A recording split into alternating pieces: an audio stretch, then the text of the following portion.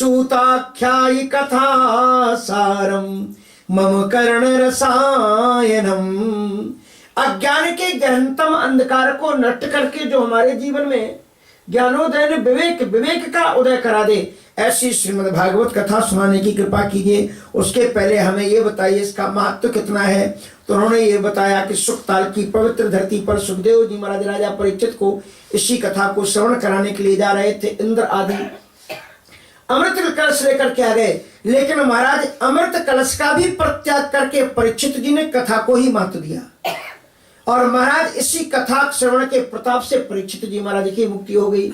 आगे चल करके कहते हैं महर्षि नारद जी इसी कथा का दूसरा महत्व बताते हैं। महर्षि नारद जी गंधमादन पर्वत से होते हुए और महाराज पवित्रतम बद्रिकाश्रम आश्रम की ओर जा रहे थे, और रास्ते में जा किस लिए रहे थे, क्योंकि उन्होंने रास्ते में जब वो पृथ्वी पर एक बार उनके मन में चिंतन आया कि जिस धरती पर भगवान बार बार अवतरित होते हैं, जरा उस पृथ्वी की दिव्यता और भव्यता का भी तो अवलोकन किया जाए।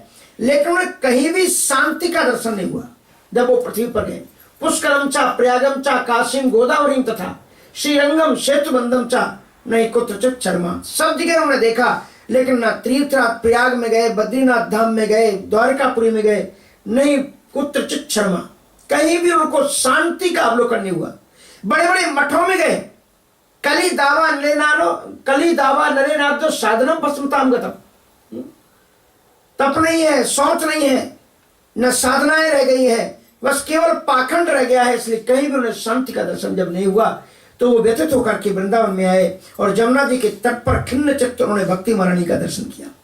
भक्ति महारानी ने बताया कि उत्पन्ना द्रविड़े शाम वृद्धम कर्नाटके गता क्वचित क्वचन महाराष्ट्रे गुर्जरे जीर्णताम गतम। आज वृंदावन में आकर के महाराज मैं तो तरुण हो गई, लेकिन मेरे जो ज्ञान वैराग्य नाम के पुत्र हैं ये बुजुर्ग हो गए। अच्छा, इसका कथा का मतलब क्या है? भागवत की कथा किसके लिए? भक्ति के लिए कि ज्ञान के लिए? मेरी थोड़ी आदत बिगड़ गई है अमेरिका में, क्वेश्चन ज्यादा करने लगा हूं मैं। थोड़ा सा बताओ, काय के लिए? ज्ञान के लिए कि भक्ति के लिए? भक्ति तो सभी ने उत्तर दे दिया, किसी का भक्ति के लिए, किसी का कर्म के लिए, किसके लिए? जो भक्ति वाला नहीं बैठी हुई सामने, ज्ञान हो जाए तो भक्ति। अच्छा, भक्ति होगी तब ज्ञान आएगा कि ज्ञान होगा तब भक्ति आएगी? ज्ञान होगा अच्छा, तो ये तो थोड़ा सा रॉन्ग आंसर है, क्योंकि पहले भक्ति होगी तो ज्ञान अपने आप आ जाएगा। क्योंकि भक्ति के दोनों पुत्र हैं, भक्ति के दोनों पुत्र हैं, ज्ञान वैराग्य। तो वस्तुतः भागवत की कथा ज्ञान और वैराग्य के लिए है। इसमें यह बताया गया है कि भक्ति महारानी तो तरुण वैसे ही बैठी हुई है। भक्ति महारानी तो तरुण है, प्रावलंब भक्ति का नहीं था। किसका प्रावलंब था? ज्ञान और वैराग्य। हम वृंदावन में जाते हैं और पीला दुपट्टा ओढ़ लेते हैं, तिलक लगा लेते हैं, बड़ा बड़ा मंजीरा पकड़ लेते हैं, इतनी बड़ी चोटी रखा लेते, हरे कृष्णा हरे राम, और रात में वही दम बर दम और पता नहीं क्या करते हैं। तो फिर कहीं गांजा चढ़ाएंगे, कहीं भांग चढ़ाएंगे। तो फिर कहते हैं कि ये केवल ऐसे भक्ति की करताल चटकाने से भक्ति नहीं हो जाएगी। इसमें दो चीजें और चाहिए, ज्ञान चाहिए। जिस ईश्वर की तुम साधना कर रहे हो उसका तुम्हें ज्ञान होना चाहिए। जिन बुराइयों को तुम्हें त्यागना चाहिए उनको त्यागने की दृढ़ इच्छा शक्ति होनी चाहिए। आज हम किसी सज्जन के यहाँ पर बैठा हुआ था, एक अच्छे श्रेष्ठ कुल में पैदा हुए, ब्राह्मण कुल में पैदा हुए। तुलसी की माला मैंने निकाली, आओ तुम्हें पहना दे। नहीं, मैंने कहा लेकिन ये शर्त है कि वेजिटेरियन होना चाहिए। स्वामी जी पीछे हट गए। हमने कहा छोटी सी जीव पर तुम कंट्रोल, इतनी सी जीव है, इतनी सी, अंदर तो कुछ पता नहीं चलता, इसी पर रखते हो तो तुम्हें टेस्ट आता है, इस पर तुम कंट्रोल नहीं कर सकते, तो ज्ञान वैराग्य कहाँ से आएगा तुम्हारे जीवन में? क्योंकि बस केवल यही बताते कि रसगुल्ला है, ये पेड़ा है, ये नमकीन है, अंदर में तो संपट स्वाहा हो जाता है, सब अंदर में सब गुड़ गुड़ हो जाता है। केवल ये इतनी जो जीव है 2 अंगुल की, इसको कंट्रोल नहीं कर सकते। इसलिए वैराग्य, जो सुने हुए विषय हैं उनसे, जो विषय हैं जिनका त्याग होना चाहिए, उनको छोड़ने की दृढ़ इच्छा शक्ति, इसी का नाम तो है गुरु दीक्षा वर्ण करो और उसके बाद में अच्छे मार्ग पर चलने का संकल्प ले दो। कौन गारंटी है कि तुम दोबारा मनुष्य जीवन पाओगे? बड़े भाग मानुष तन पावा, सुर दुर्लभ सद ग्रंथन गावा, यही तनुकर फल। ये चौपाई बड़ी महत्वपूर्ण है। यही तनुकर फल विषय न भाई। इस मानव जीवन को प्राप्त करने का फल विषय भोग नहीं है। और तुम जिन सत्कर्मों के द्वारा स्वर्ग की कामना करते हो, स्वर्गो अल्प स्वर्गो स्वल्प अंत दुखदायी, स्वर्गों से भी एक दिन पतित होकर किसी धरती पर आना पड़ता, फिर विषयों को नहीं त्याग सकते। तो नारद जी महाराज ज्ञान और वैराग्य को उत्तीर्ण करने के लिए बड़े चिंतित हो उठे। उन्होंने गीता पाठम मुहुर्मुहु, सोते हुए बेसुध पड़े हुए ज्ञान और वैराग्य को श्रीमद् भगवद गीता और वेद वेदांत घोषित गीता पाठम मुहु, वेद वेदांत की ऋचाओं को सुनाया। फिर भी ज्ञान वैराग्य में तनक भी जब चंचलता नहीं आई, तब आकाशवाणी हुई, नारद जी सत्कर्म करो। सत्कर्म बात करो न कहा, सत्कर्म की क्या किसे कहते हैं सत्कर्म? का बाबा इसका ज्ञान तो तुम्हें सत्संग में मिलेगा। देखो, जब बहु काल करिए सत्संगा और तब ही होए सब संशय भंगा। सत्संग में ही सच्ची ज्ञान की प्राप्ति होती है। और तब नारद जी सत्संग के लिए चले श्रेष्ठ संतों की खोज में, और चले जा रहे थे बद्रिका धाम, उत्तराखंड की पवित्र भूमि में। सोच रहे थे वहीं पर अगर सनकादिक मिल जाए तो मामला बन जाएगा। जब व्यक्ति ज्यादा चिंतित होता है तो तुम जिसको खोज रहे हो वो सामने खड़ा रहेगा, और तुम उसी से पूछोगे यार हम उसको खोज रहे हैं, तो वो हंसेगा, यार मैं तो हूं। ऐसे हुआ, नारद जी जिन सनकादि सिद्धों की खोज में जा रहे थे, वो बगल से निकले चले जा रहे हैं, और नारद जी बड़ी तेजी से जा रहे थे। नारद जी ने उनको नहीं देखा, सनकादि सिद्धों को, संतों को नहीं देखा, संतों ने ही उनको देख लिया। और संतों ने से पूछा कि महाराज कहां जा रहे हो? त्वरितम गम्यते कुत्र कुतश्चागमनम तव तवेदम मुक्ति संगस्य नोचितम बदकारणम। तुम्हारे जैसे मुक्त संत को चिंतित होना अच्छा नहीं है। तब नारद जी ने सारी घटना कह सुनाई कि मैं अपने लिए चिंतित नहीं हूं, संत भी चिंतित होता है। अगर संत चिंतित ना हो तो जगत का कल्याण नहीं होगा। चाहे भागवत कथा हो और चाहे राम कथा हो, दोनों की कथा का शुभारंभ संत की चिंता से ही हुआ है। श्रीमद् भागवत रामचरितमानस में कौन चिंता करता है? विश्वामित्र। गाधी तनय मन चिंता व्यापी, और हरि बिनु मरहिना निश्चर पापी। चिंता करता है संत, और तब वो भगवान के अवतार की प्रक्रिया करता है। और श्रीमद् भागवत में कौन चिंता कर रहा है? नारद जी। इसलिए उन्होंने पूछा, तवेदम मुक्त संगस नोचितम बद कारणम। तुम्हारे जैसे संत जिसने संपूर्ण घर गृहस्थी का परित्याग कर दिया हो, वो चिंता में दिखलाई पड़े, ये उचित मालूम नहीं पड़ता। आप चिंतित क्यों हैं? तो उन्होंने कहा, महाराज मैं चिंतित तो हूं, लेकिन गृहस्थ में और संत में चिंता का कारण होता है। गृहस्थ जब चिंता करता है तो केवल अपनी बीवी और अपने बच्चे, अपने घर और परिवार पर जब संकट आता है तो चिंतित होता है। लेकिन संत जब संसार का एक भी प्राणी अगर दुखी होता है तो संत चिंतित उठता है। मैं अपने लिए चिंतित नहीं हूं, मैं अभी देख करके आया हूं ज्ञान वैराग्य की दुर्दशा, महाराज कैसे उसकी शांति हो। तब महर्षि महाराज सनकादिक सिद्धों ने कहा कि आपको चिंता करने की जरूरत नहीं, उपाय पूर्व में हुई, पहले से ही उपाय विद्यमान है। और फिर उन्होंने श्रीमद् भागवत कथा का, उनको ज्ञान यज्ञ कराने के पहले भागवत का फिर महात्मा उन्होंने सुनाया।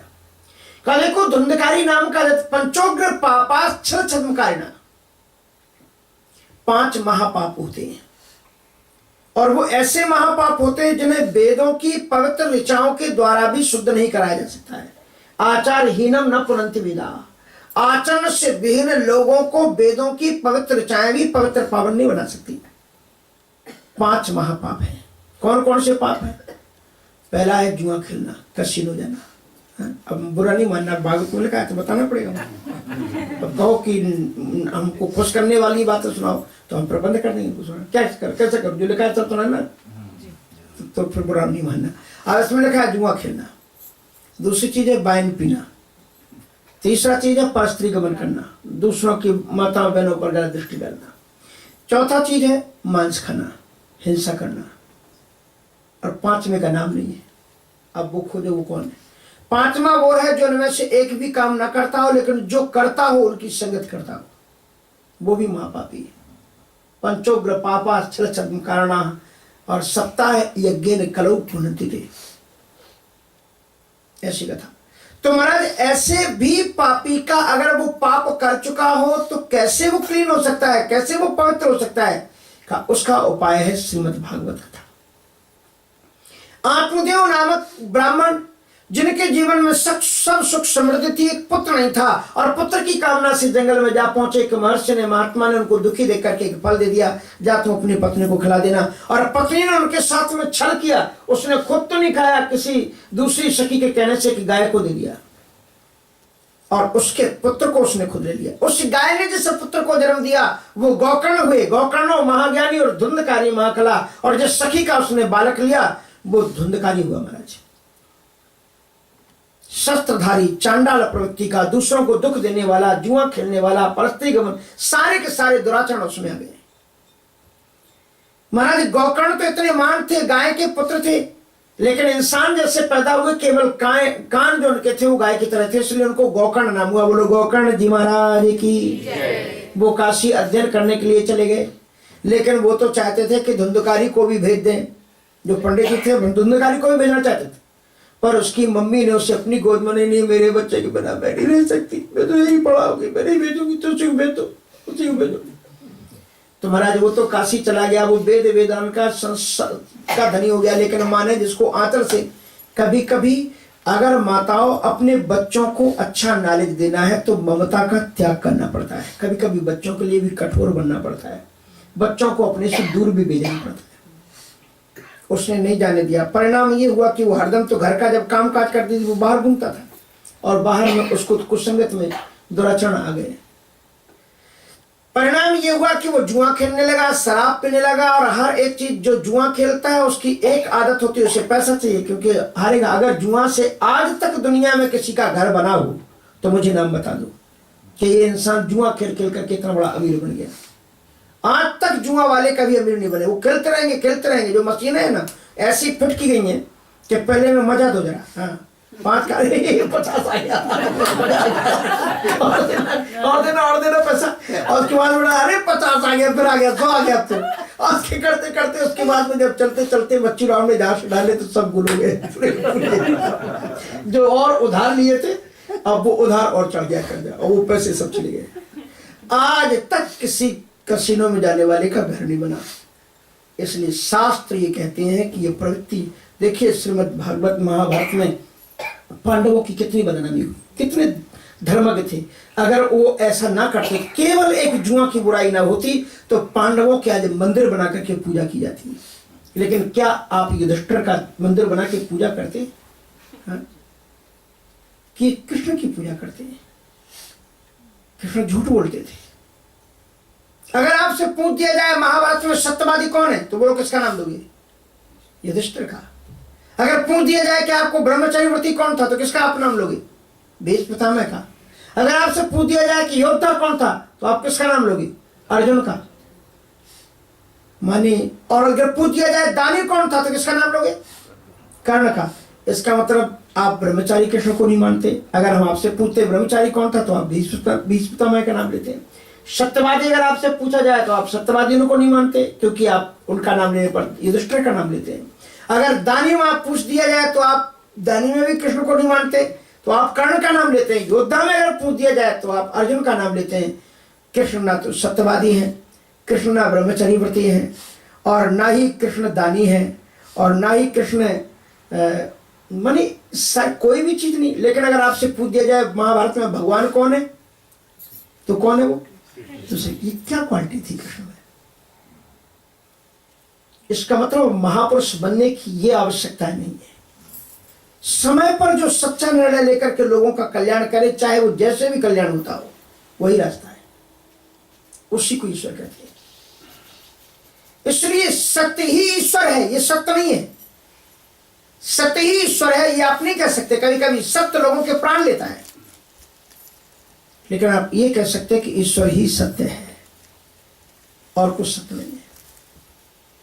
इसलिए महाराज वो धुंधकारी के जीवन में जो पाप प्रवृत्तियां थी, वो सारी की सारी पाप प्रवृत्तियां थी। लेकिन महाराज गौकर्ण जी महाराज जब पढ़ करके लौटे तो उन्होंने देखा कि पिता बड़े खिन्न होकर के रो रहे थे। गौकर्ण जब पढ़ करके आए, चरणों में प्रणाम किया, तो उन्होंने अपने पुत्र को हृदय से लगा लिया और अपने पुत्र के दुराचरणों के कारण रोने लगे। कहा तेरे भाई ने मुझे बड़ा परेशान कर रखा है, ऐसा तो मेरी संतान पैदा ना होती तो ये अच्छा था। तो गोकर्ण जी महाराज ने उनको 2 श्लोक सुनाए, बड़े महत्वपूर्ण श्लोक है। आपको एक श्लोक सुनाएंगे। वो कहते हैं कि एक चीज का ध्यान रखना चाहिए, और वो क्या है? का देहे स्तिमांश रुधिरे भी मतिम त्यजत्वम जाया सुतादिषु सदा ममतां विमुञ्च पश्यानिशं जगदिदं क्षणभङ्गनिष्ठं वैराग्यरागिरसिको भवभक्तिनिष्ठा भवभक्तिनिष्ठा। इसमें कहते हैं कि जिस शरीर में संसार के प्राणी दुखी क्यों हैं? इसलिए दुखी कि उन्होंने अपने शरीर में आसक्ति कर रखी है। अगर आप इस शरीर में आसक्ति करते हो, पिताजी, ये गोकर्ण जी अपने पिताजी को सुना रहे हैं, बड़े महत्वपूर्ण श्लोक है। तो पहले आप ये देखो इस शरीर में है क्या जिससे तुम आसक्ति करते हो। इस शरीर से अगर तुम प्रेम करते हो तो इस शरीर में प्रेम करने लायक क्या चीज है? इसमें तीन ही तो चीजें हैं, देह, अस्थि, मांस, रुधिर। हड्डियों का एक पिंजड़ा है। जरा एक्सरे देख लो अपना, एक बार पूरी बॉडी का एक्सरे उतारो, फिर देखो आपके अंदर क्या है। भूत की तरह दिखलाई पड़ोगे, हड्डियां। हड्डियों का एक पिंजड़ा है और उसके ऊपर मांस के लोथड़े चिपका दिए गए। जैसे वो गद्दे में देखो ना, गद्दा खोल के कैसे बनाते हैं, लोहा रहता है और उसी में फिर भर देते हैं बीच में, और उसके बाद में उसमें क्या किया गया? खून भर दिया गया उसमें। हाँ, कुछ दिन बाद वो ऐसे भी गद्दे आ गए, इनमें पानी भर दिया जाता है, ऐसे ऐसे ऐसी है। इस शरीर के अंदर मांस का, हड्डियों का एक पिंजड़ा है, मांस के लोथड़े उसमें चिपका दिए गए हैं फेविकोल के द्वारा, और उसमें खून भर दिया गया, बस, इसके अलावा और कुछ नहीं। और जिस रेलवे स्टेशन पर जाओ इंडिया में, और यहाँ भी कूड़ेदान रखे रहते हैं, उनमें लिखा रहता है प्लीज यूज मी। उसी तरह से कूड़े करकट करे जो मन में आया उसी को खा करके, कुछ लोग तो ऐसे ऐसे भी खाते हैं, उसको भी डाल लेते हैं। गए वहां ये भी खा लिया, वो भी खा लिया, जो भी सब। अमेरिका में खाने की बड़ी महत्व है। अगर आप रोड पर खड़े हो जाओ तो 10 गाड़ियों को देखो, उसमें 4 में लोग खाते हुए जा रहे होंगे। हाँ, तो इसमें कोई बुराई नहीं है, मैं इसको कोई बुरा नहीं मानता। तो कहने का मतलब ये है कि देहेस्ति मांस रुधिरे भी मतम त्यजत्वम, इस शरीर में मांस का पिंजड़ा है, खून भरा हुआ है, इसमें आसक्ति क्यों करते हो पिताजी? देहेस्ति मांस रुधिरे भी मतम त्यजत्वम, और जाया सुता दिशु सदा ममता में मंचो, पत्नी पुत्र पति पुत्र परिवार आदि से ममता का त्याग कर दो। कोई भी तुम्हारे साथ में जाने वाले नहीं है। ये उसको सुनाया जा रहा है जो बुजुर्ग हो गया। अच्छा, और इसमें एक बड़ी अच्छी बात ये भी बताई जा रही है, बड़ी अच्छी बात ये बता रही है कि अगर आपके बच्चे आपसे प्यार करते हैं तो ईश्वर को थैंक्स देना, धन्यवाद देना। ये अगर आपके बच्चे आपको आज के जमाने में प्रेम करें तो धन्यवाद देना, और अगर ना करें तो डबल धन्यवाद देना। क्यों? कहा कि ईश्वर तुमने बड़ा अच्छा किया, मुझे अच्छी संतानें दी जो मुझे प्यार करती, इसलिए धन्यवाद देना। और अगर ना करें तो डबल धन्यवाद देना, ईश्वर तुमने बड़ा अच्छा किया, ये बच्चे अगर मेरी संतानें मुझसे प्यार करती तो मुझे बदल करके कहना पड़ता आई लव यू टू। लेकिन अब चूंकि ये मुझसे प्यार करते ही नहीं है तो अब केवल तुम इससे हम प्यार करेंगे, और कोई दुनिया में है ही नहीं। इसलिए धन्य मेरे ईश्वर, तुमने बड़ा अच्छा किया, ये मुझसे प्यार करते नहीं, इसलिए मेरी आसक्ति इनमें अब होगी ही नहीं। जब ये मुझसे प्यार ही नहीं करेंगे तो मुझमें इनमें आसक्ति होगी, और जब आसक्ति नहीं होगी तो फिर किससे प्यार करेंगे हम? बस केवल ईश्वर से। उसी से करते जाना प्यार ए नादान मुसाफिर, उसी से करते जाना प्यार ए नादान मुसाफिर, उसी से करते जाना प्यार ए नादान मुसाफिर, उसी से करते जाना प्यार। ये दुनिया है आनी जानी, ये दुनिया है आनी जानी, ये दुनिया है आनी जानी, ये दुनिया है आनी जानी, जीवन है ये भी बरबानी, जीवन है ये भी बरबादी, नौका है मझधार ओ नादान मुसाफिर, तेरी नौका है मझधार ए नादान मुसाफिर, उससे करके जाना प्यार ए नादान मुसाफिर, हर से करके जाना प्यार ए नादान मुसाफिर।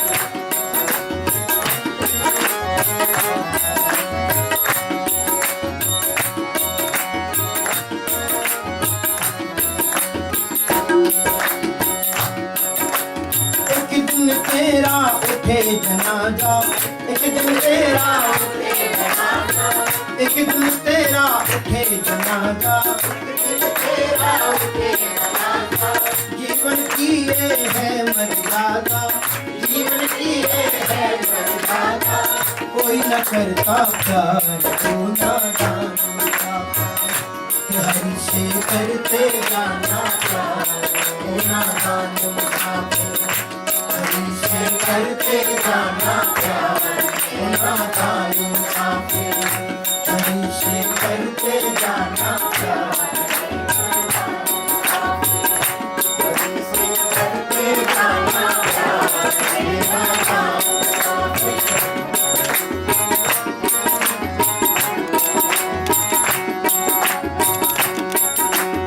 एक दिन आंखें बंद होंगी,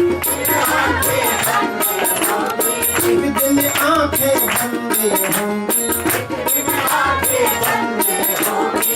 जिह्वा की रसना कम होगी, जिह्वा की रसना कम होगी, रस्म रहे रसधार ए नादान मुसाफिर, हाँ रस्म रहे रसधार ए नादान मुसाफिर, हरि से करते जाना प्यार ए नादान मुसाफिर, हरि से करते जाना प्यार ए नादान मुसाफिर। तो देहेस्तिमांस रुधिरे भी मतिं त्यजत्वं, जाया सुतादिषु सदा ममतां विमुञ्च, पश्यानिशं जगदिदं।